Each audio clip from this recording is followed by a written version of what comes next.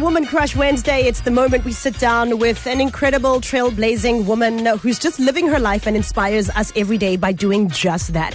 And today is no different. We have a wonderful woman. She's got a new online book. It's called This Book Contains Carbs. For almost 30 years, Lisa van Niekerk lived with the exhausting mental battle of an eating disorder before deciding it was time to speak out. Today she's in studio. She is 2 weeks away from becoming a brand new mama, and she's also walked the journey in marriage once and twice, and now life is just so different for you. Welcome, Lisa. How are you? Good morning. I'm good, thank you, Carol. How are you? Oh, fantastic.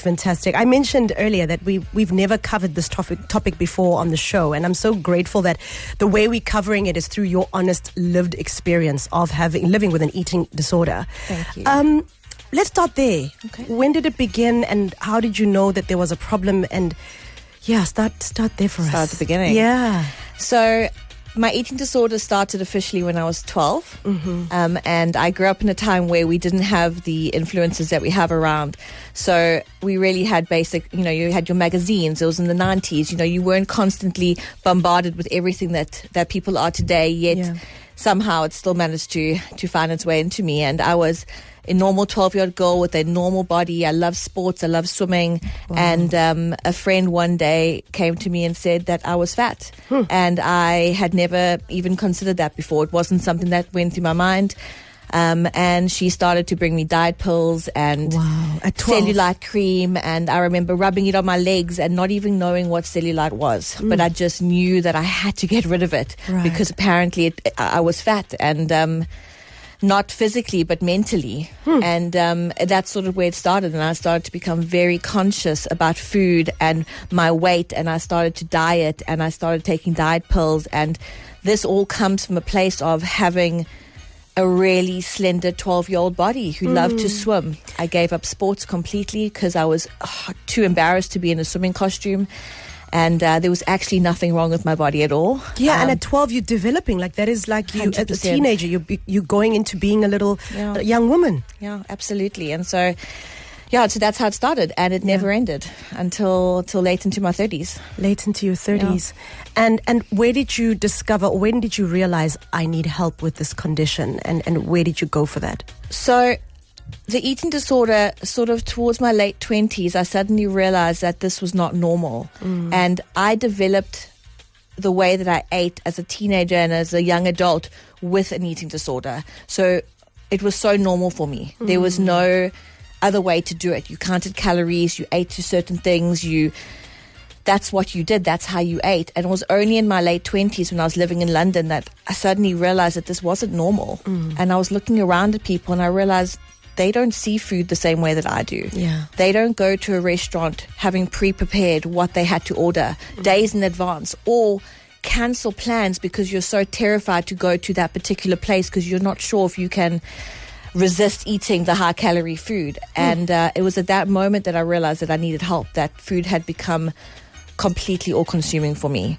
And I tried to deal with it for a few years on my own, but just landed up going back into dieting, and eventually found a really amazing course called Taste Life in the UK, which I'm actually now a qualified counsellor with. Oh, lovely. And they really just opened my eyes, and it was a beautiful holistic course set in the church, and it wasn't super medical. It was very much relatable on a day-to-day basis, and helped me on a day-to-day get through it.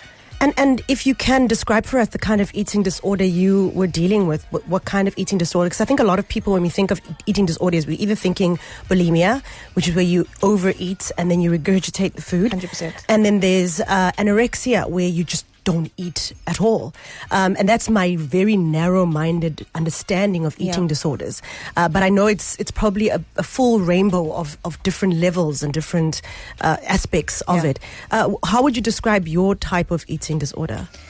I tried them all. I, over 20, 25 years, I tried them all. I tried anorexia, but starving myself was not something that I really managed to do. Not to make light of it, but it wasn't something that I was able to do.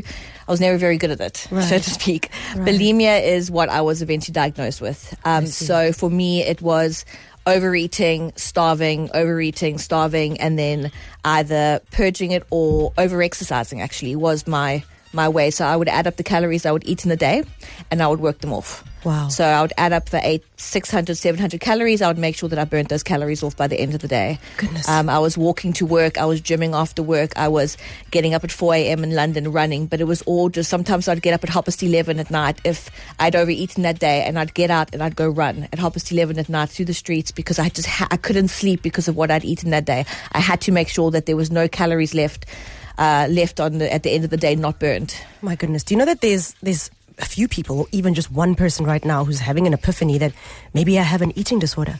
Because the things you're describing right now are symptoms for someone right now who's literally living that life of, I had too much to eat, I have to go to the gym for 3 hours today because I had a pizza slice. 100%. You know, there is a definition, though, if I may, between the eating disorder and disordered eating, and it is something that I think is the area that we don't speak enough about. An eating disorder is a mental illness that has been diagnosed clinically: anorexia, bulimia, overeating, binge eating.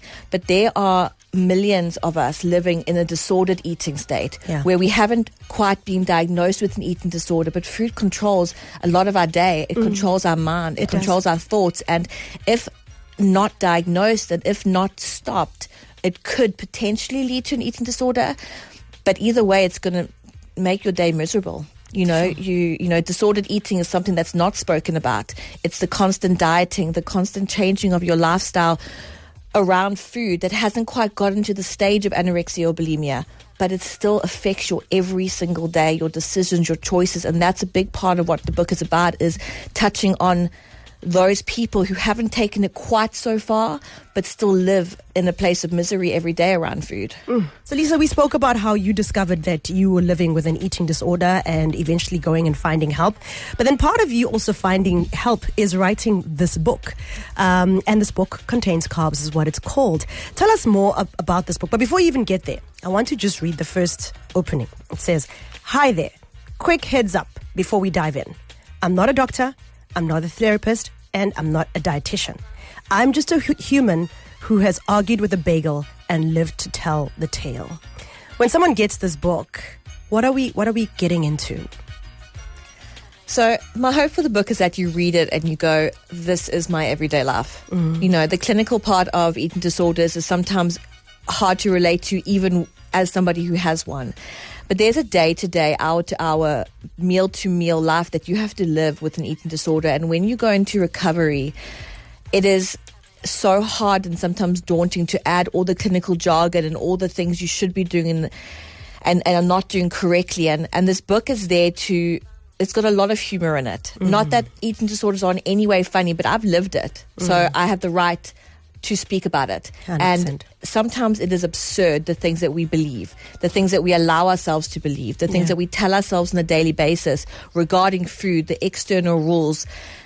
And that actually, when you read it in the book and you read it on the page, you go, what am I doing? This is ridiculous. This is me, but it's absurd that I'm allowing myself to live this way. Right. So it's a very real, from a person who's lived it, point of view where you can read it. And a lot of people have said this to me when they've read the book.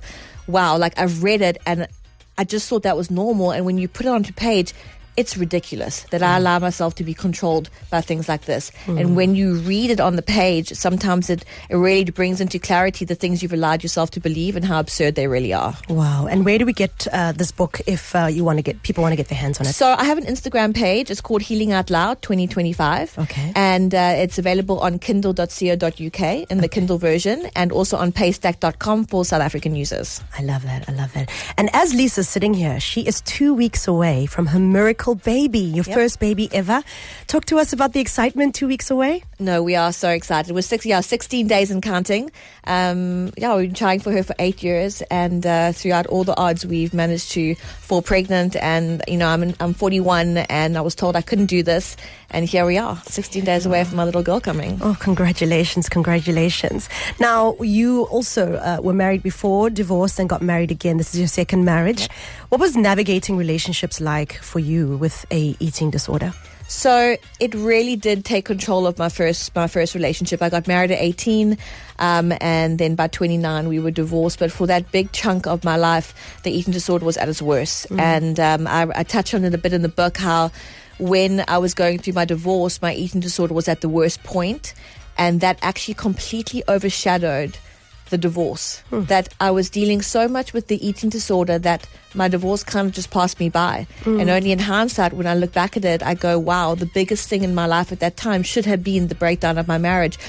But the eating disorder was such a severe obsession that it actually just kind of passed to the wayside whilst I focused on the food, focused on the rules, focused on all those things. It took precedence over what really should have been a time of me internally looking and resetting my life. I was obsessing over food. You're obsessing over food. Yoshua mentioned on air to me that a lot of people don't understand that diets sometimes are a gateway to eating disorders. Talk to us about that. So, in my experience, in my lived experience, diets cause eating disorders. When you constantly eat via external rules, you lose the internal cues that we're naturally born with as to how to eat. Food becomes about what's good, about what's bad, about what I can have, what I can't have, about how much I can have. Instead of just waking up in the morning going, it's breakfast time, and eating breakfast, it is this constant planning. And I honestly never thought, if you had told me 10 years ago that I would wake up in the morning on a Wednesday and not know what I'm eating for breakfast, I would have told you it's impossible. And here I am this morning, I wake up, what am I going to have? And I make that decision. And it is so incredibly freeing because I no longer live by the external rules. I live by waking up in the morning and it's breakfast time. And it's as simple as that. Yeah. Where do people go for help? If someone's realizing that they have an eating disorder or they have complications around food, where do they go for help? So I think it depends on how severe along the line you are. Obviously, as I said before, I'm not a doctor, I'm not a therapist. If you do have suspected full-blown eating disorder, you need to see a GP, you need to see a doctor. You've got to start in the medical field because it is a mental illness once it gets to that stage, and you do need proper help for it. There are a lot of courses online. Tastethelife.co.uk is the one that I used, and you can go there for resources. You can get in contact with me and I can put you in contact with the places that you need to go to for help. If you think you might be on the verge, do research on disordered eating. Don't be afraid. It doesn't mean you have a full-blown eating disorder, but if you're feeling that food is making you uncomfortable and is anything more than just a meal, that's maybe worth taking a deeper look at. Yeah. And lastly, what is your advice for someone who's just had an epiphany that they may have an unhealthy relationship with food? It's okay. It's completely okay. I guarantee you that the person sitting next to you at work probably also has. And the person, driving in traffic next to you probably also has. It is amazing how many people out there have an unhealthy relationship with food. And my advice would be just to be like, okay, this is okay. And take hope for the fact that this does not have to be your life forever. Yeah. That there is a famous quote by Kate Moss. She's a supermodel, and she said, nothing tastes as good as skinny feels. And freedom does. Freedom tastes better than that. And if you allow yourself to find help, if you allow yourself to dig a little bit deeper, you can actually live a life free from those constraints that you've been living with on a daily basis. Oh, Lisa, amazing, amazing. The author of a new book, an online book called This Book Contains Carbs, Lisa van Niekerk. You can get the book online via kindle.co.uk, you said, as well as Paystack. And we can find you on socials. What's your handle again? It's Healing Out Loud 2025. Thank you so much, Lisa. All the best. And send us pictures when she arrives. Thank you, Carol. Thank you so much. Thank you for having me. That's Lisa van Niekerk, author of a new online book called This Book Contains Carbs. Carol Ofori, KZN's #1 hit music station, East Coast Radio.